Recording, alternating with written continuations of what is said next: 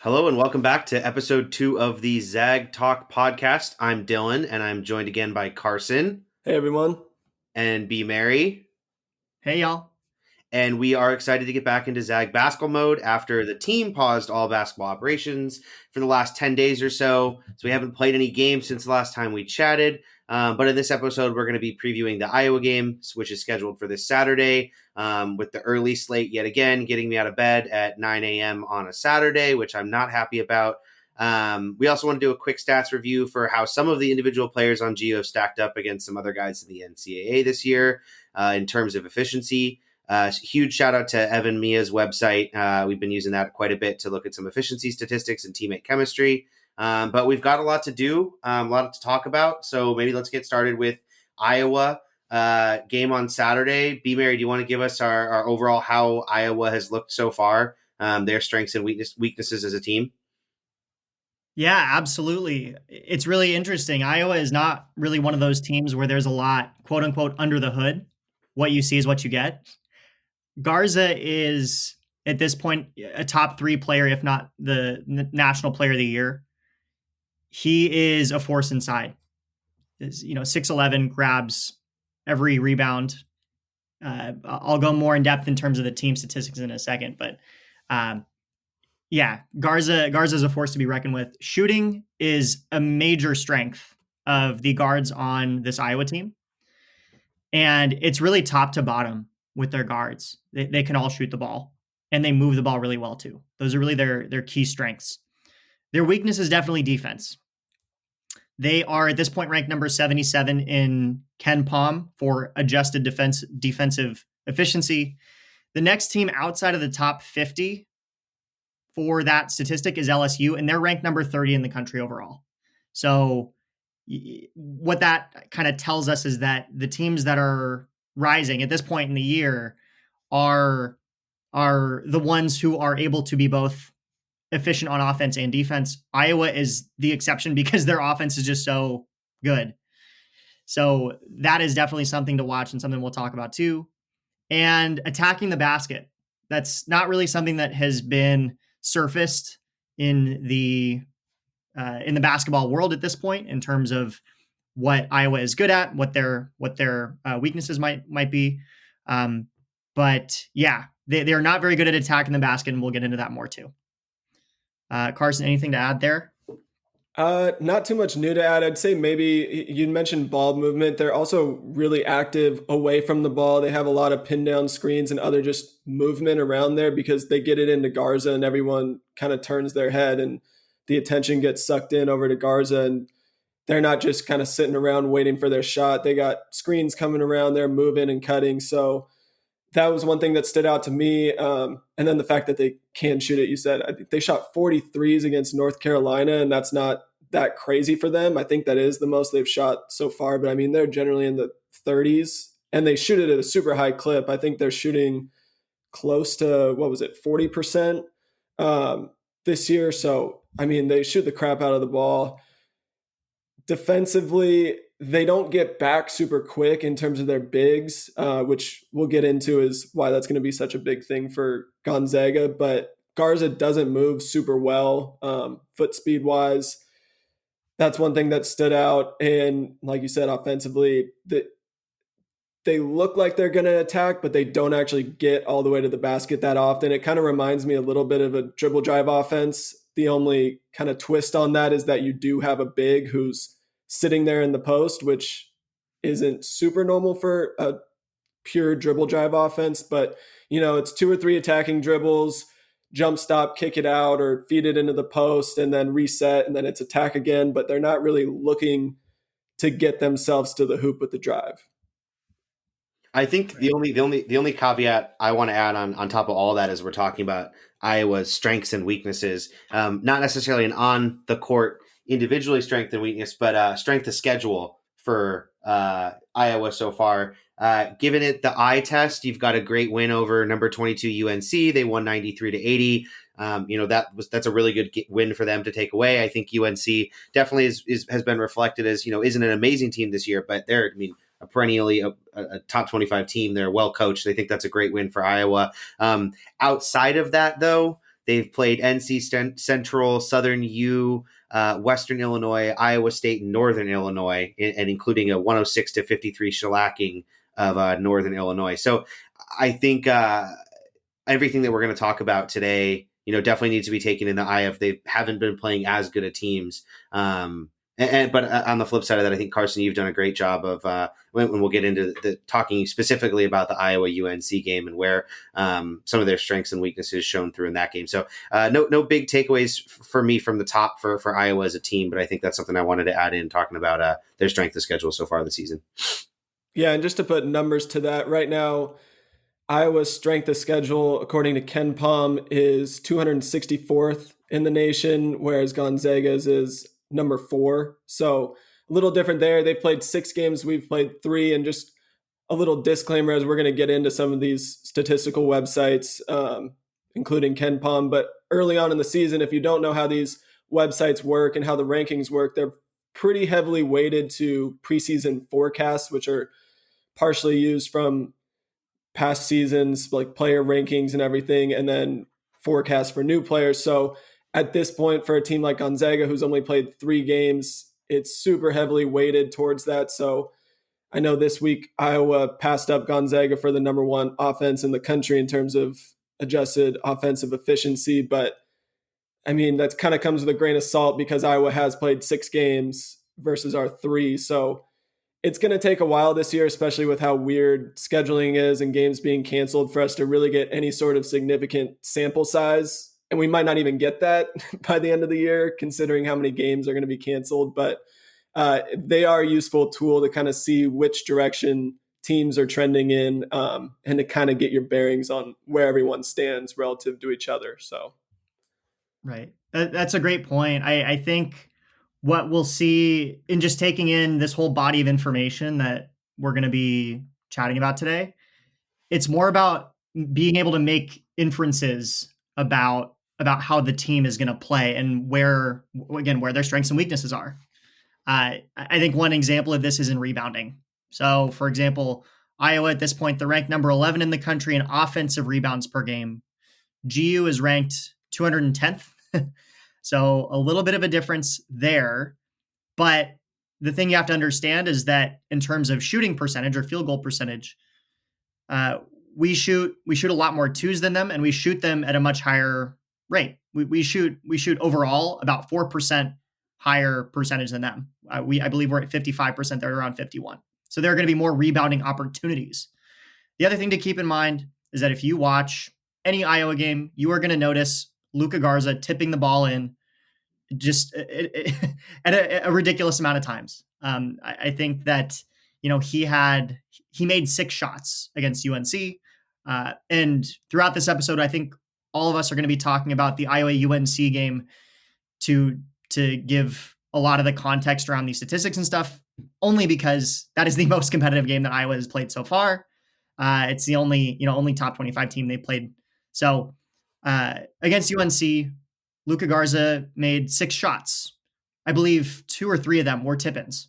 So that kind of tells you what he does, where his strengths are. And that is something that we don't need to wait throughout the season for statistics to fill up the Ken Palm model. So just to give a little bit more context there. All right. So with that said, let's dive a little bit deeper. Obviously, the Garza Timme matchup is going to be something that is going to be watched by everyone who follows college basketball. It's no secret that Garza is one of the top players in the nation. Timme has shown an immense amount of improvement as well this year and is averaging 22. Sorry, I should have this. I should know this. We'll edit this in. Hold on. Does anyone have that number off the top of their head? I don't. I'm pulling it up right now, though. Let's see. Timme, 23.3 points per game. Okay. And he also, other one, 6.3 rebounds. Okay, cool. So Drew Timme, in his own right, is averaging 23.3 points a game, 6.3 rebounds a game. So this is going to be a battle of the bigs for sure. Carson, would love to get your take on Garza himself and then the Garza Timme matchup where we might have some advantages, where Garza might have some advantages.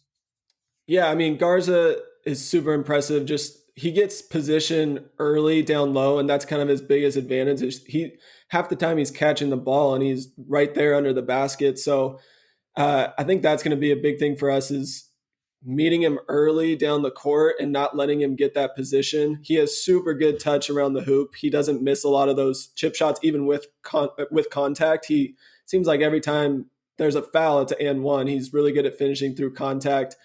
And the other thing with him is that he's able to step out and knock down a three if he's left open. So, yeah, I mean, he was the player of the year last year. He's probably on pace to be the player of the year this year. He's averaging 30-some points per game, and he can really score.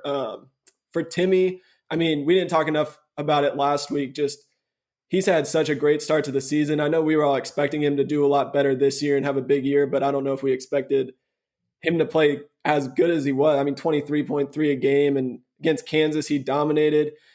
I think for him, one thing that's going to be really big against Garza is his footwork and his foot speed in general and handle is going to be a huge advantage because, like I mentioned earlier, Garza doesn't move super well laterally or even up and down the court.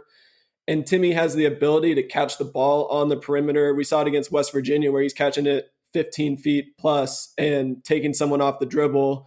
I know in high school, I think it was the Ball is Life All-American camp, they had videos of him and he looked like a guard on some of the one-on-one drills. He has that ability. So being able to step out, knock down a shot from 15 feet and further out, I mean, if it's there, and being able to attack, I think is going to be huge because to get Garza out of the middle of the key, both offensively and defensively, is going to be huge.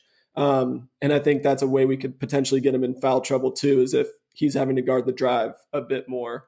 And one other thing with Garza too is I noticed in the North Carolina game that he gets himself out of position a little bit sometimes on some post to post or post to cutter post ups when he's guarding the ball. And I think that comes down a little bit to the foot speed as well. When somebody's cutting weak side or another post dives in, he doesn't react the quickest to get over and defend that. And it resulted in a couple fouls for him or a couple just open layups for North Carolina. So I think that's going to be big for us. And I think that's an advantage for us because we do have a lot of cutters and guys who like to cut weak side. So for sure. Yeah, I think the other thing that I really I think will be it's both a strength and a weakness is just the size difference between the two of them. I know they're both big guys, but I mean, Timme's checking in at 6'10", 230-ish. Luka's checking in at 6'11", probably 260 plus. So that's a big boy to get out of the paint. I think that's where Timme might struggle a little bit, keeping him, from getting really, really inside, especially with the offensive boards. Like I said, we did struggle with that a little bit against West Virginia. So having a guy like that is going to be tough for Timme. I think Carson hit the nail on the head, though. Not even just being able to bring the ball out to the outside, but also to be able to push the ball up the court off a rebound as well. Timme showed he can bring the ball up not only in a transition way, but also just off of a press as well. I think West Virginia had to pull off a little bit in the second half when they were pressing, just because Timme was able to bring the ball up so well. So it's really nice having basically a lineup of, if Watson's in there, 4 guys that can bring the ball up the court, that's going to be huge for Gonzaga. And I think we'll talk a little bit more about the transition piece, but that's going to be huge as well. Having a guy like Timme out there who can really fly down the court. And I will say too, that's something that's been super, super impressive. Drew Timme's rim runs in transition have been so fun to watch. I mean, there was a picture, I don't remember who tweeted it, but it was in the West Virginia game. We had all 5 guys in the frame right under the basket, and I think there was one West Virginia player, and Drew Timme got the ball behind the defense for an easy chip shot layup in transition. He runs to his rim runs are phenomenal. If you're teaching young post players to play basketball, watch him on rim runs because that's something that's going to be hammered the further they get into basketball at the higher levels, and he does a really good job of it. And I'm overall, just one more thing on this Garza Timme matchup is I'm so excited to see how Timme does in this match. I mean, this is about as big of a test as you can get. And he's shown that he's one of the best top 2, top 3 big men in the country. And playing against Garza is going to be huge. not only defensively but offensively as well, because that's a big body, like you said, Dylan. Yeah, I think that, and this is a little bit of a hot take, I think that Timme is actually going to fare a lot better on the defensive end than people think, just because he's not really that big shot blocker, that big force in the middle, like Brandon Clark, for example. He kind of just stays on his feet and plays solid defense in the post. And I think it'll be okay if every once in a while Garza can get a drop step in and sneak one by him. But if you look at where Garza had success against UNC, it was against their big shot blockers. And at the end of the day, Day'Ron Sharpe, Garrison Brooks, and Baycott all had at least 4 fouls in the game. Baycott fouled out. And so I think it'll actually be of benefit to us, the fact that Timme is not necessarily that much of a shot blocking presence inside. And the fact that Garza will just have to shoot over him, those pump fakes will not be as effective. I think that Timme's actually going to fare really well on defense. I think the other keys to defense for us is we need to make Luka Garza catch the ball outside of 5 feet. Luka Garza made 2 shots outside the restricted area against UNC. And every one of his makes, he took 0 dribbles. So if we can make him catch outside of 5 feet, or better yet, on those pick and rolls that they try and run, if we can make him pop and then make him drive to the basket, he's uncomfortable doing that. And I think the more that we can do that and force him to do stuff he's not comfortable with, which is, anything beyond just catching the ball, turning and shooting, I think we're going to be in really good shape. I think the other piece.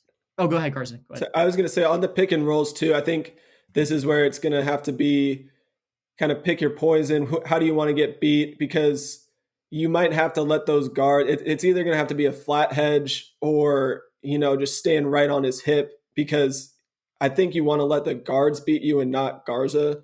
Because he will. I mean, if you give him the opportunity, he's going to get his points. I think he had 16 against North Carolina, and that's probably about the best you can do in terms of limiting his points. But like we said, these guards aren't going to drive super aggressively. And if that's how you want that, if that's how they're going to beat you, go ahead. Give them that. Don't let them get threes. Don't let them get hot. Those are momentum shots. And I think you really got to force them to force the issue in terms of attacking the hoop, and don't let Garza have that easy path to the basket on a roll or a slip.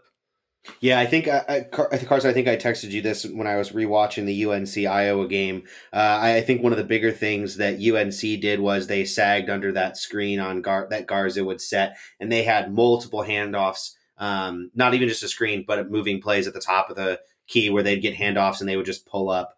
And I think we cannot give them clean outside shots. We have to force their offensive play. We have to force their guards to get into the paint. Carson, you had a crazy statistic about the number of inside baskets they had as a team, right, outside of Garza. Maybe I'm pulling this out of my ass, but I don't know if I had that. But oh, you mean are you talking about shots that that guards made at the rim, or like times that, yes, that the guards actually got to the rim? Yeah, they had a total of 4. They had a total of 4 layups against UNC. they missed, based on the highlights I saw, they missed at least 3, but they made 4 layups.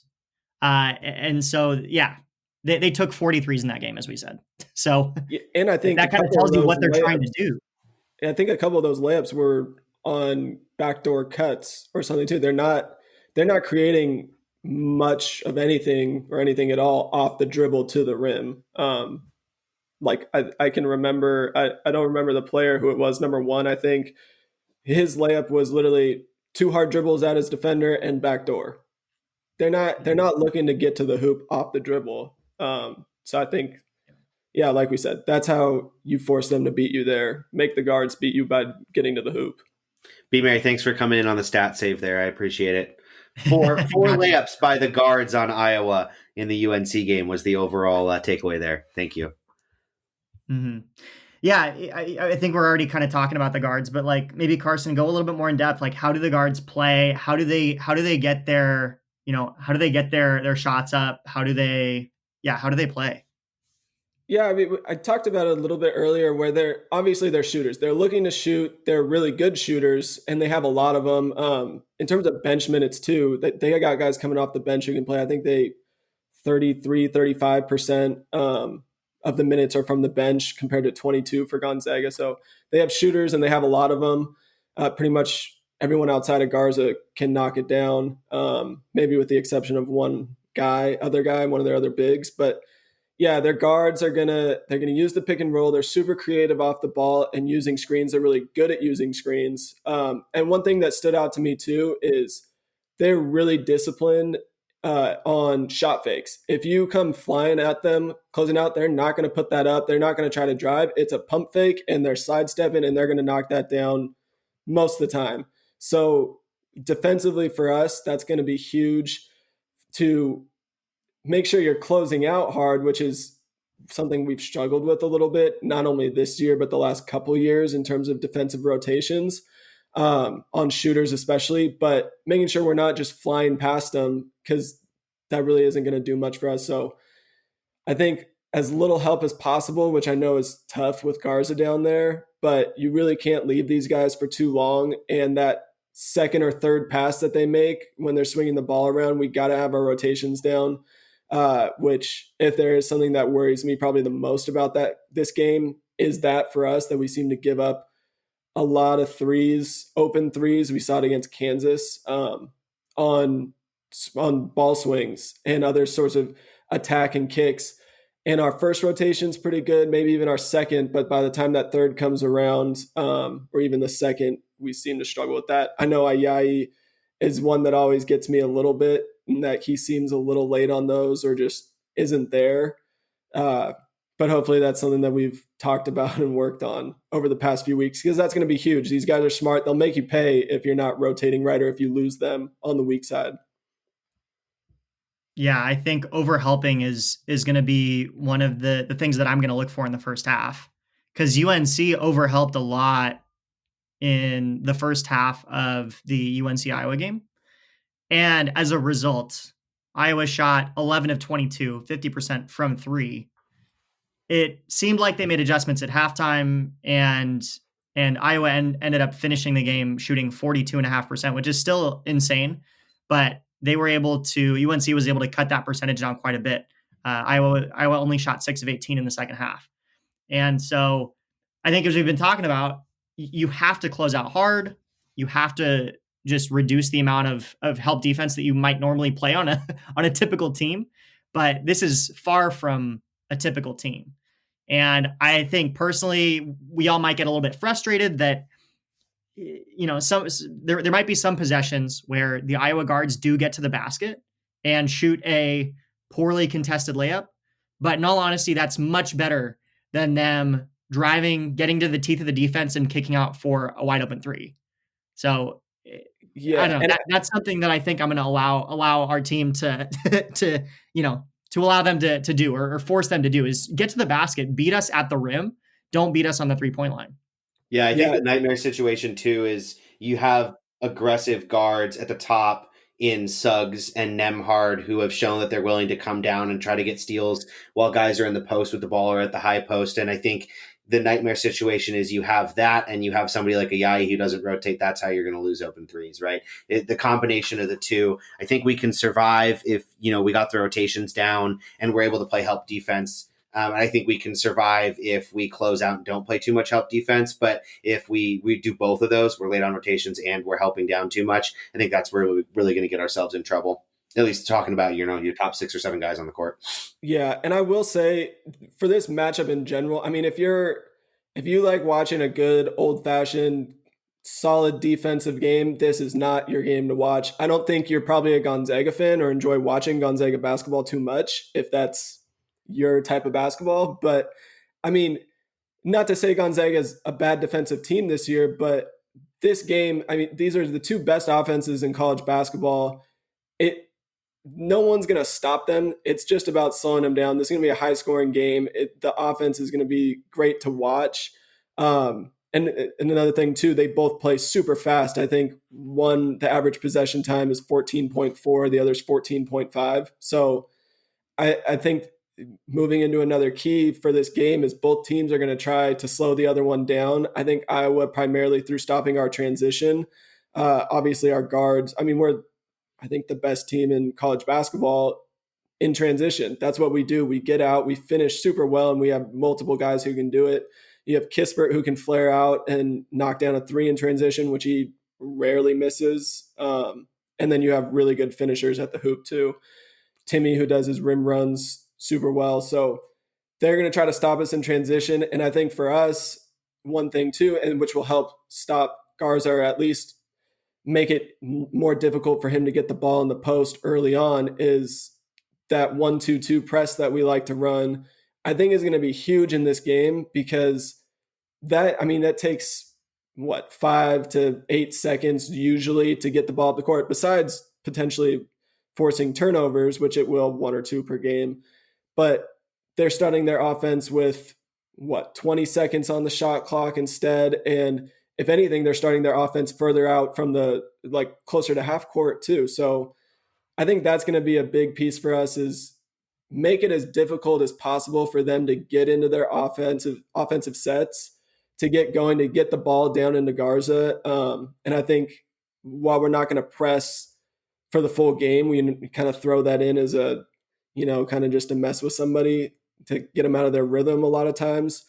I think having a defender on the ball as they bring it up for most of the game and meeting them up at half court, maybe throwing a trap or two, is going to be big for us to just make them uncomfortable, get them out of their rhythm, which I'm sure they're going to be doing the same to us. I just think we have some more of the athleticism necessary to do that, or we might be more well suited to do that.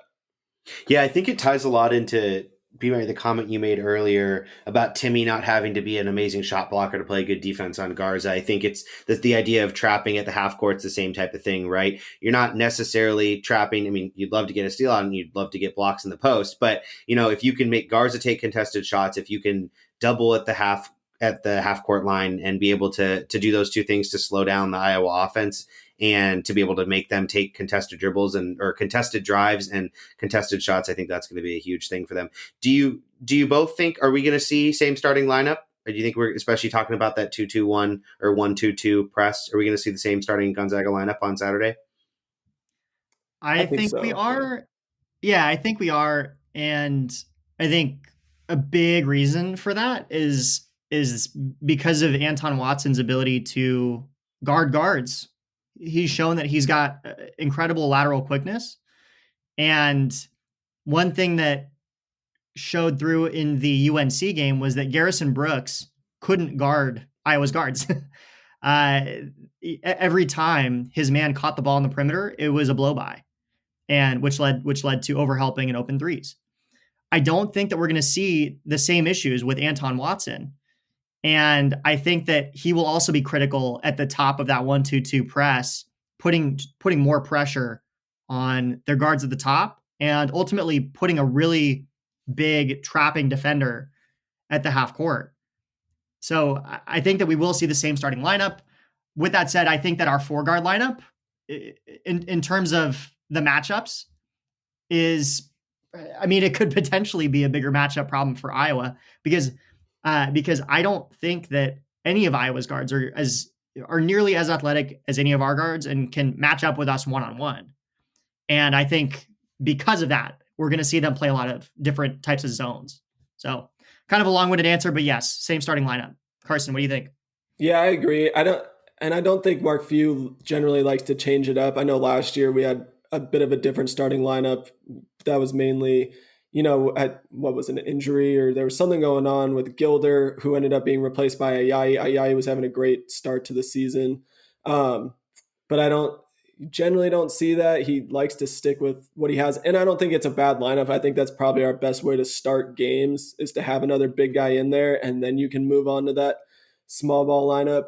But yeah, I think offensively, kind of piggybacking on what Brian said, I think they are going to be in a zone for a lot of it, because I don't think they can match up with our guards defensively.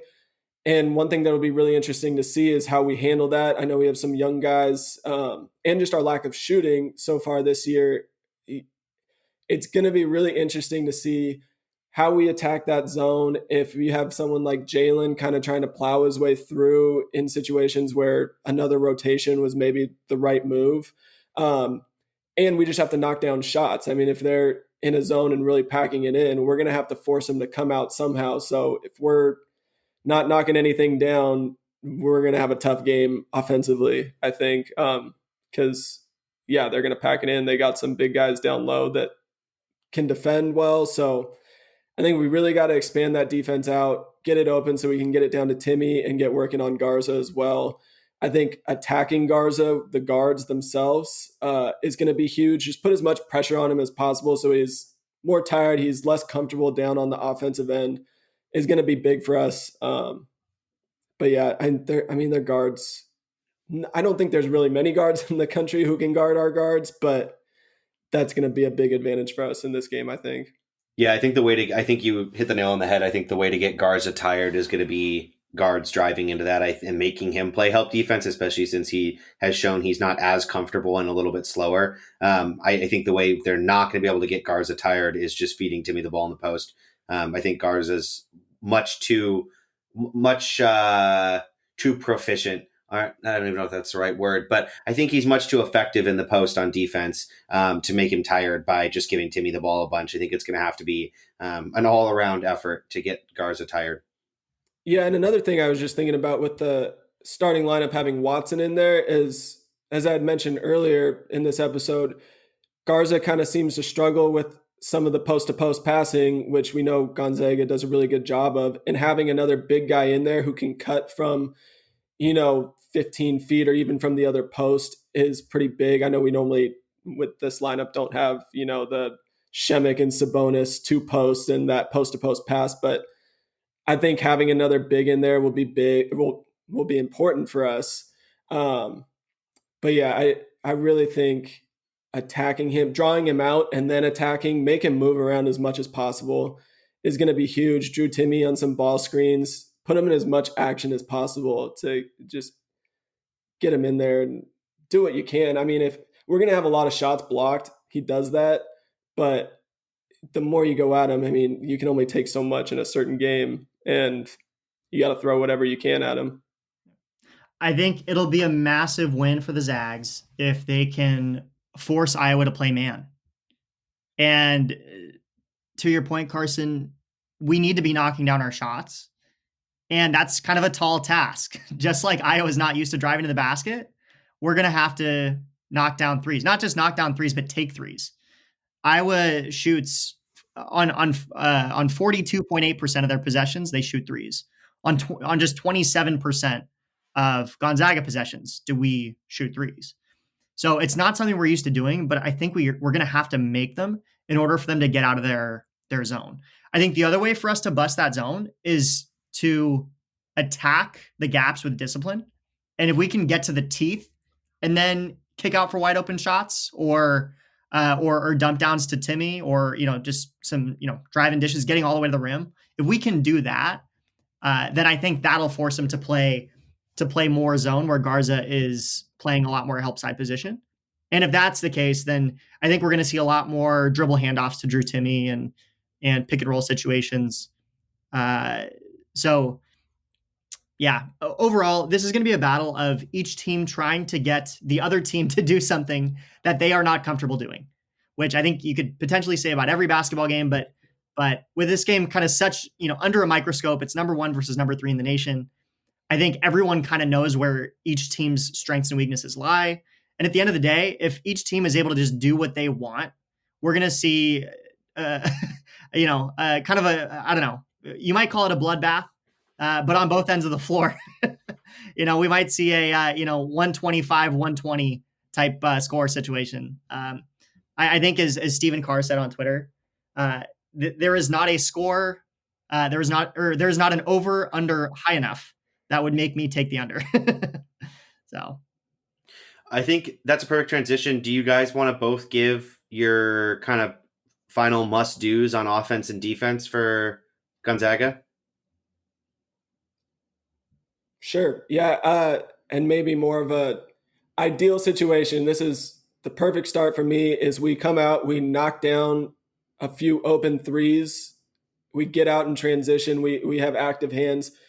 Iowa doesn't turn the ball over a ton, but if we're able to kind of get some deflections, get out in transition, knock down some open shots, I think that's going to go a long ways for us in that game to force them to come out. So, I mean, we've kind of hammered it over and over again here. Knock down your threes, knock down your open shots, and attack the hoop. Get Drew Timme to pull Garza out, make him guard you out there, knock down a 15-foot jumper or something, just so he has to respect you out there, and then attack him hard, put him in ball screens. That's really, I think, kind of the emphasis. If we're not knocking down shots, that matchup zone is going to be tough. But I mean, that is our advantage. Their defense is not very good overall. So that's it. Defensively, you're not going to stop Garza. limit Garza, right? Yeah, Not slow him down, limit 3-pointers, close out hard, but try to keep him in front. If anything, make it a blow-by drive. Don't let it be a sidestep 3 and crash the boards. We haven't talked about rebounding, I don't think, enough. We got to box out. You can't give this team, you can't give any good offense second chance points, and they're a good offensive rebounding team. So got to crash the boards. We do that well from all 5 positions. So get a body on Garza, box out, attack the glass, and get out and run. Put pressure on him. Yeah. Brian? All great points. All great points. I'll stick with rebounding for a must do. If you look at how Iowa played against UNC, they I believe UNC did out rebound them. But if you look at who grabbed those rebounds outside of Baycott, Brooks, and Day'Ron Sharp, and Leaky Black, who's kind of a combo guard. He's 6'8". He's a tall drink of water. Outside of those 4 guys, the rest of their players had 10 total rebounds, 10 of their 47 rebounds. And I think one advantage that we have is that our guards definitely can rebound, as you said, Carson. And so I think that will be kind of a difference maker in the game. Iowa averages 10 more rebounds than we do a game, which is kind of nuts. At the same time, take that with a grain of salt. You got to kind of look at who they played too. So with that said, my must-dos on defense are that we have to reduce the number of half-court possessions that Iowa is able to have. We have to slow them down.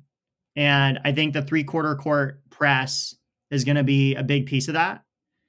And, they average 78 possessions a game. I think if we can limit that to maybe 70, 72, I think is the range that we should aim for, then I think we're going to be in much better shape.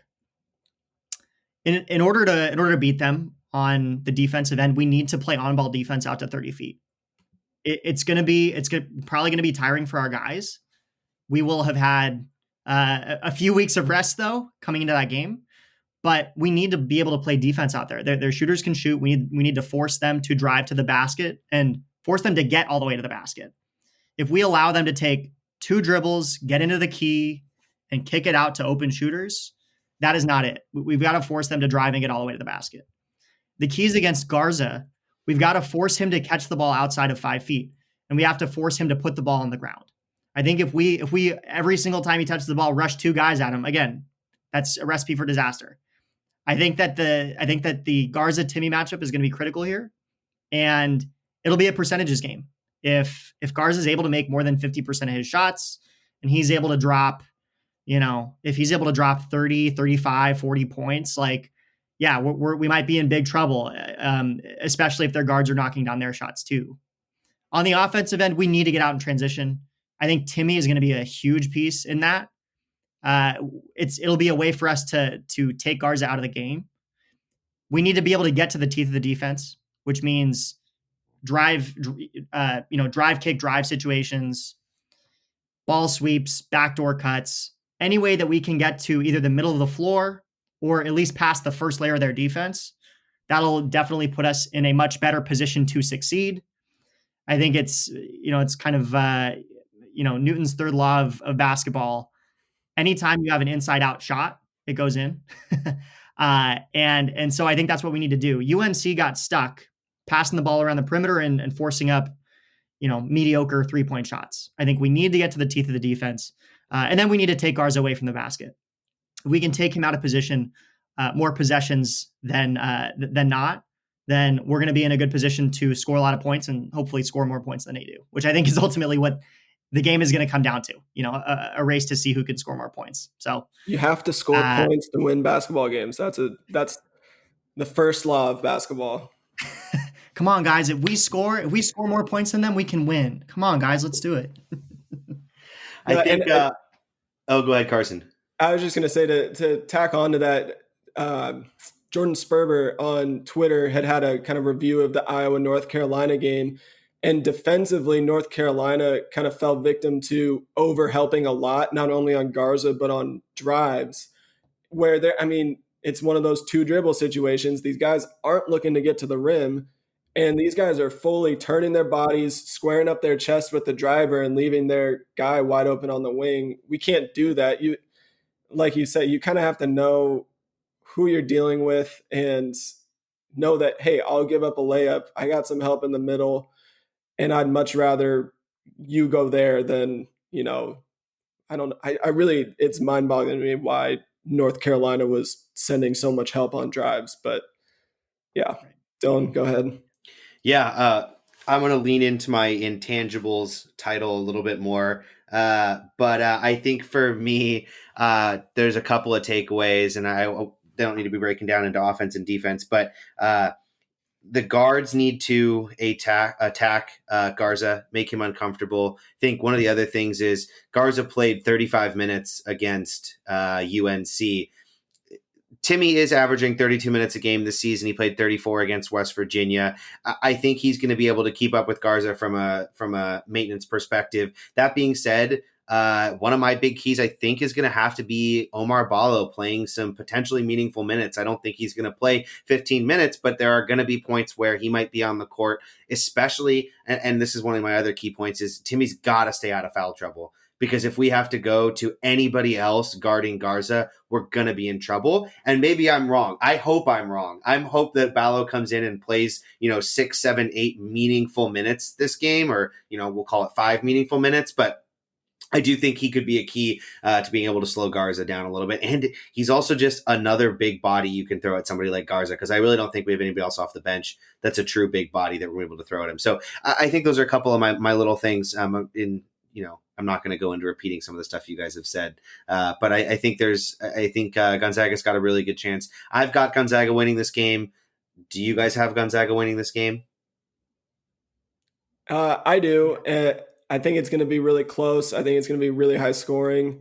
I think Ken Pom has Gonzaga favored by 3 points right now. So, that's I think going into the Baylor game, I was kind of in the same area of a 3 to 5 point win. I think that's probably the same range I'm looking at. I don't think either team's blowing the other out. Knock on wood, I guess, on our part for that. But yeah, I don't know. I guess here's one question, kind of wrap this up. We talked about the pace of the game, and each team wants to slow the other one down.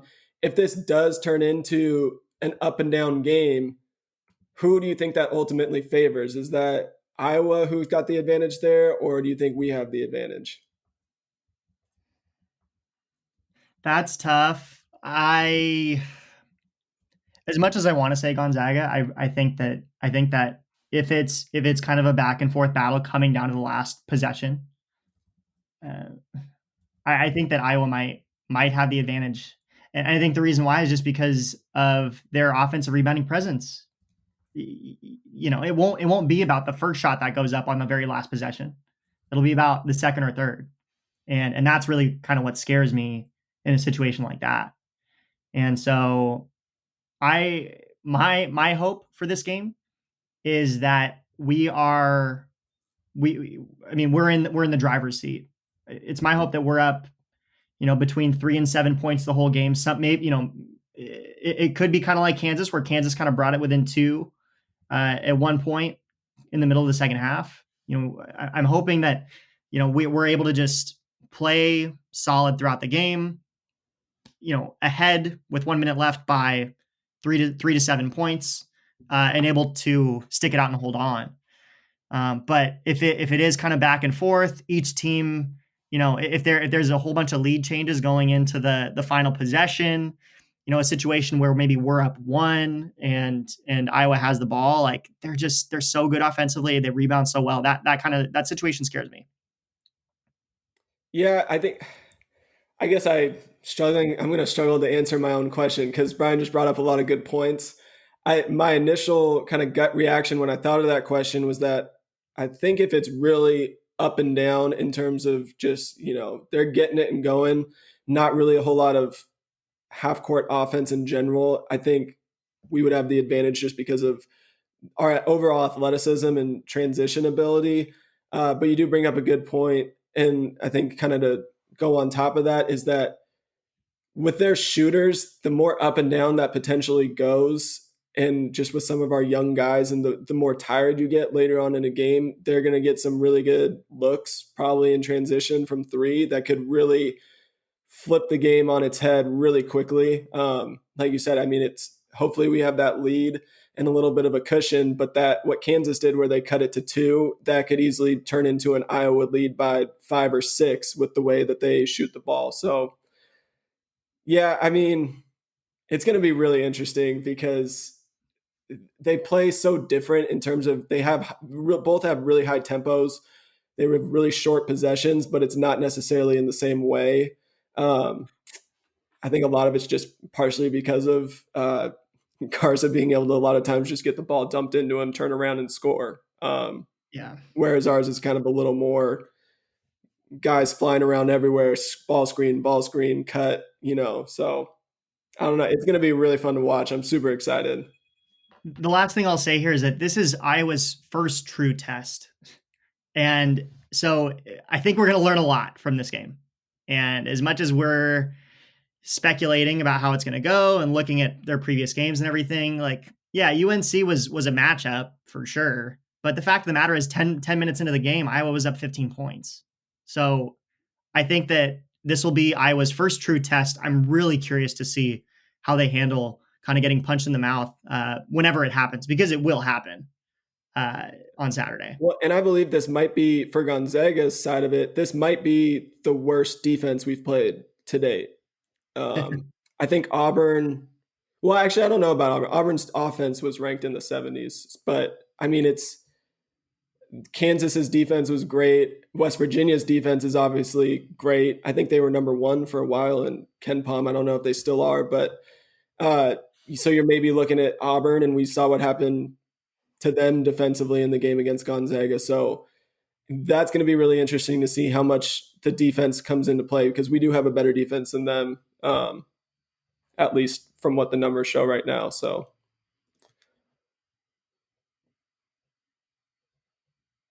Cool. Should we wrap up? Yeah, how do we close? Yeah, perfect. I was just going to say somebody should throw the wrap in there. Do one of you want to do it, or do you want me to do it? Why don't you go ahead, Dylan? Perfect. All right. Thanks for tuning in to our second episode of Zag Talk. We'll try to put out podcasts again every week. We are now on Spotify, Apple Podcasts, and we are on YouTube as well. You can follow all 3 of us on our own personal social medias. We can put a plug in the bio with that one. But look forward to the Iowa game on Saturday. Hopefully, fingers crossed, maybe we get a Baylor game in the near future. We'll see what happens. But thanks again for tuning in, and we'll talk to you guys next week. Go Zags. Zags.